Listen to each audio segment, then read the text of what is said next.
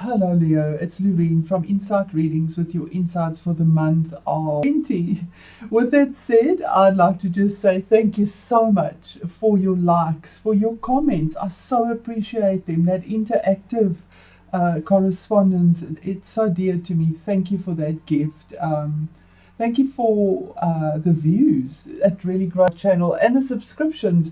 You know, they're free and it's a gift to me, as these readings are a gift to you, and I'm so grateful for that. Thank you so much.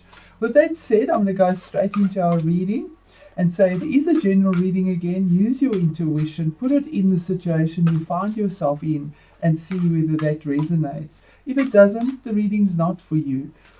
Maybe then check the moon sign or your ascendant, and something might resonate there. This is on the sun sign. So thank you for that, Leo. I'd like to invite spirit guides, source, angels, and God, please to be present, to give me clarity, wisdom, and understanding, to bring the messages for Leo with discernment, with wisdom. Thank you. Amen. Okay, Leo, I had a call as I finished calling spirit guides. Sorry for the pause. So, okay, so we're going to draw a card here. We'll start off with a message from your animal spirit guides and see what the month of 20 holds for you. This is monthly readings. Okay, the blue heron. It says, make a stand for what you believe in and do what feels right in spite of any judgment or disapproval from others. Now, is that not absolutely amazing? I have a sister that is a Leo, and this morning she sent me a message that is exactly this. Where she's standing up for herself, and in spite of any judgment or disapproval from others, and that's just amazing. Leo, you go for it. You go for it. I'm going to read this out the book and see. And we had the new moon in Leo, so there we go. Something new that's solid and that's from the heart, Leo, from the heart. So it says here, trust your deepest sense of knowing what the right action is and do it. And don't rely on others to tell you what to do or how to act. Not everyone will approve of the decisions you make. And if your choice goes against the grain of what people expect from you, you'll no doubt run into strong criticisms and judgment. Stand still, look around, and breathe. You're doing just fine in spite of others' assessments of you. Besides, your greatest and most fulfilling support will come from that place inside that guides you by revealing signs that tell you what path to follow. Heeding these signs helps your soul to be in alignment with Spirit's intent for you. You may have to get both feet in the water and wade through the dregs of other people's disapproval, asserting yourself where needed. Practical optimism and clarity of purpose will always dissipate any tendencies towards cynicism or self-pity. Trust in your inner knowing, and let that be the source of your strength to help you keep moving forward. And the associations with the Leo card is autonomy, dignity, self-determination, balance, gracefulness, peacefulness, resolve, uniqueness, illumination, independence, boundaries, exploration, fluidity, self-reliance, dignity, and deliberateness. And aren't those all the absolute traits of Leo? Spirit, thank you for that. That is so on the mark, so on the mark. Thank you. Okay, so let's see what the cards have to say with what the enlightenment is, the insight is for the month of 20. What a beautiful card. Blue heron. Make a stand for what you believe in and do what feels right in spite of any judgment or disapproval from others. You go, Leo. You go. Okay, so we start off with the King of Dragonflies. So this could be a person in your life, or it could be your own energies. So I'm going to give both of what it is. It is a general reading. Let me lay the cards out and then we'll go into it. But the King of Dragons flies. I'm going to put this out there. There we go. Okay. The King of Dragonflies is a change on the outside in a more mature way. A king is mature energy, emotional maturity, being diplomatic, being strategic. Even though there's all this emotion around him, he's on a solid rock and he's got clarity because he's mature. He's a king. And when I say he or she, it doesn't matter about the gender. It's about the positive male force of making changes on the outside, where feminine forces are receiving and nurturing and changes on within. So if this is a person, it would be a water sign possibly. It could be somebody that's pretty moody, changing moods continually, happy, sad, emotional, moody, because it is emotional, it's water. So that is a possibility of the character. Then we move on to the King of Bees. So here's another mature energy. So the water signs would be Scorpio, Pisces, or Cancer. The King of Bees would be Aquarius, Libra, or Gemini. So the King of Bees could, again, be your own energy for change without, but decisive, clear, hard energy where you have to cut out something. Here's the sword. Bees are stinging. You have to make a choice and a decision to cut out something, be decisive, leave the heart out of it possibly. Heart and head don't go together, and you have to make mature decisions between the two. What is right, what is clear-cut, what is pure. The topaz, the blue topaz is about emotional stability, and the diamond is clear-cut clarity, that's decisive in a mature way. So this could also be a legal representation, somebody that legally represents you, a lawyer, somebody like that, because of the sword's energy as well. They're very analytical. This could be a counselor possibly, the water sign. But there's this maturity coming along through this month, maturity within your mind, within what you need to cut out, with where you want to put your focus to get a bit of sweetness in your life, the bee. And it's not the shadow of the bee. You know, the dragonfly changes his direction if something's in his way in the blink of an eye and carries on. And yeah, it's not just the shadow of the dragonfly, because it's the king, it's mature energy, it's the dragonfly. So you can change emotionally, you can change strategically, you can make choices and decisions that are mature between the head and the heart, which is really awesome energy. And this could be changed within your environment, within your home. It could be with regards to a relationship, a celebration. The Four of Wands for me is normally about home and your environment around you and the celebration within that home. So there's something about significant mature energy coming in with regards to the home, where you have the four legs of the table pretty planted in the ground. But here we see the shadow effect of the moths. Moths is your energy, it's fire energy. We only have one wand here that shows the fire with love around it. So this could relate to a relationship because we have two roses here. It needn't be. It's a general reading. It could be with regards to moving home and a choice that needs to be made. But the moths are there saying there's something about a shadow to this. They're not physically there. So let's see what Spirit has to say about this. So that's the month so far. Okay. So the message from Spirit is a major arcana card about balancing, about being the alchemist of your life.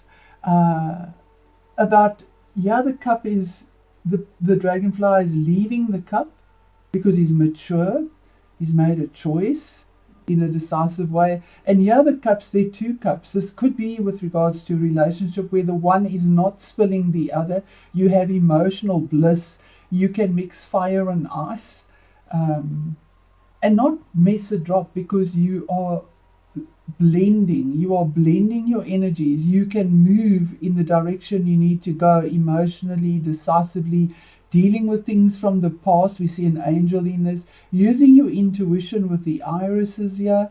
It is a card of Sagittarius, so I could very much say that this could be possibly a change within you that will be much more temperate, moderate, and balanced, because this is by divine guidance. Even though you might not know it, there is divine guidance here as a protection of this angel.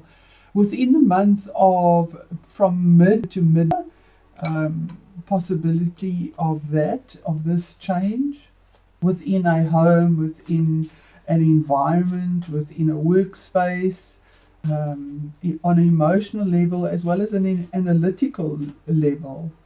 What is hidden? What do you need to know that you're not aware of? 7 of Beetles, and that is that you need to have the patience. There is change here, and you've had the patience. You've had the patience. We have the 7 Beetles here, and the 8th one is arriving. He's still in shadow form.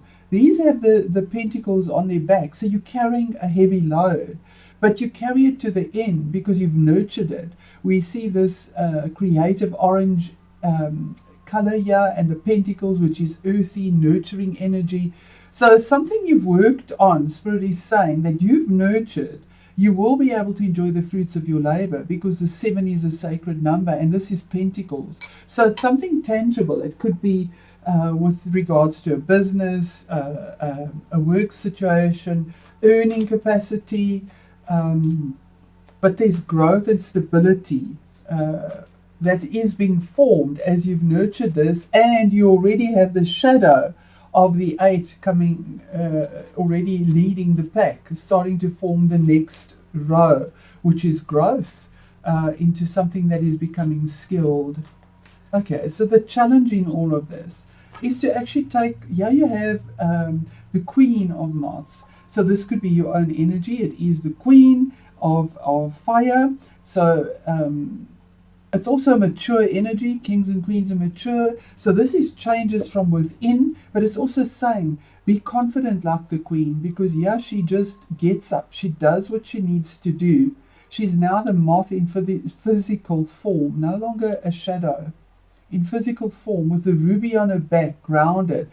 Amethyst, it's using your intuition. And here's the rod. She has that rod of fire. There the rod was. She had 2 roses on there. She offered love. Here's the blending of it. And here's the moth that was in shadow form and is real here. Here's the butterfly joining it. So there's something that is new that is happening here, with confidence, creativity, taking the lead, making the move, being passionate about change within yourself, whether you're male or female. There's a huge change, and that is the challenge, to make the change within that you want to make without. But you will get there. Fire gets there. Fire reaches to the top. And Spirit promises that newness with the butterfly there, with that yellow, that solar plexus energy. You have the moth and the butterfly. You have both.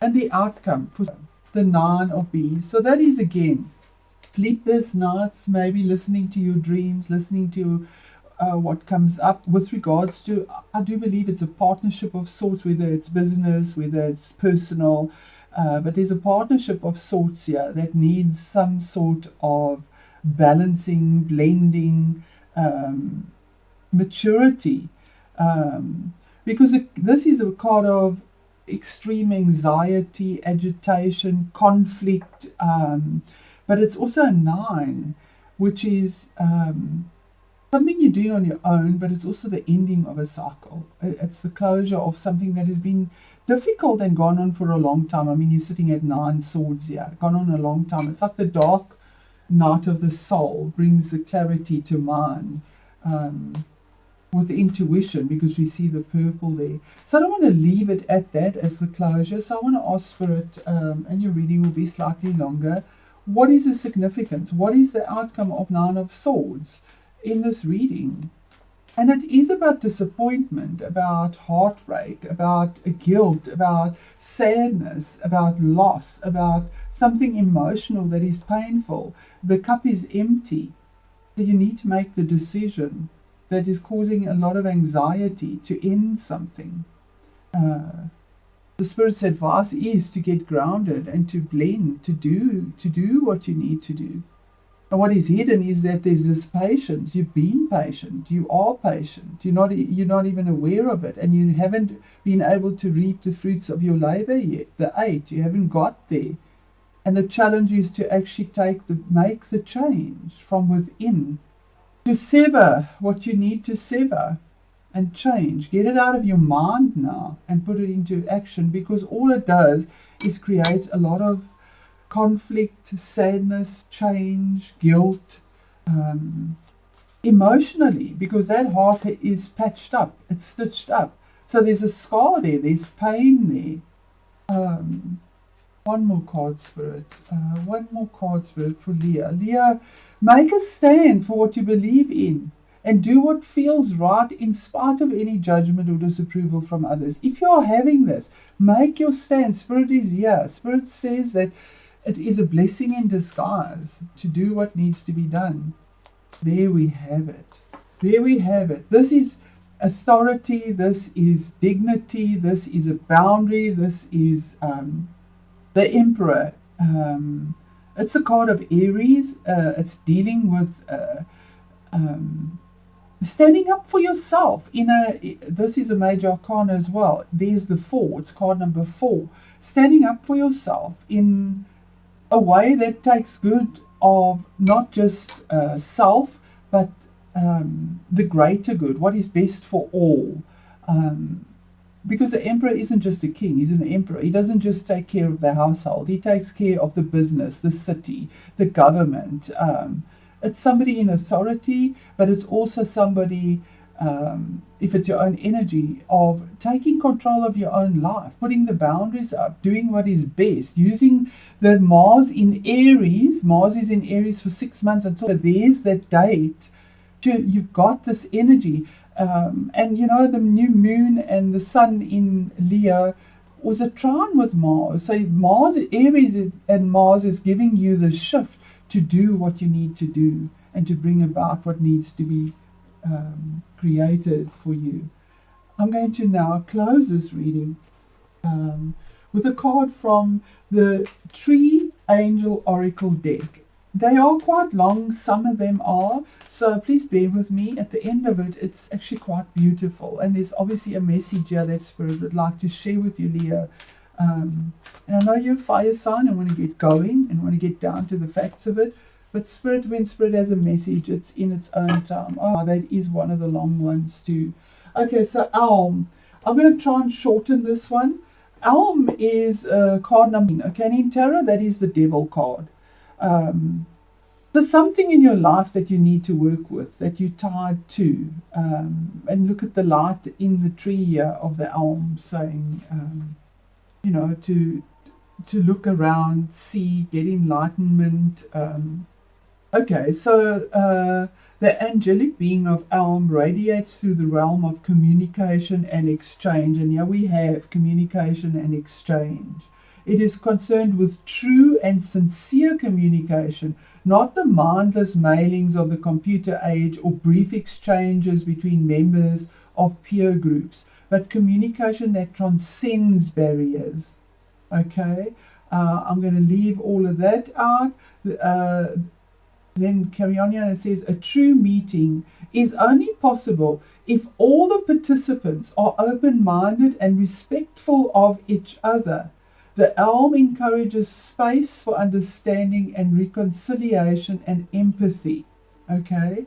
So it is associated with the green man, the powerful guardian of the forest, the protector of all the forest's inhabitants.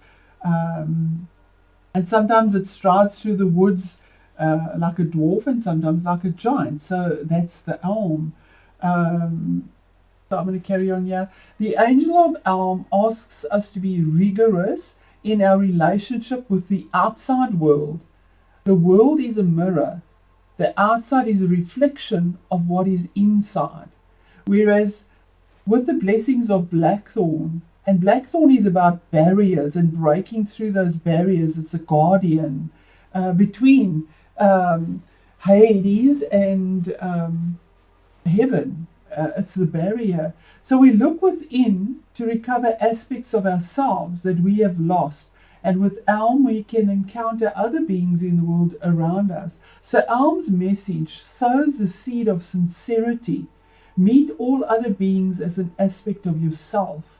If we truly learn this message, this angel, which still weeps for the dead trees, because these trees died down when communication and internet and telecom and telephone became meaningful in the 20th century.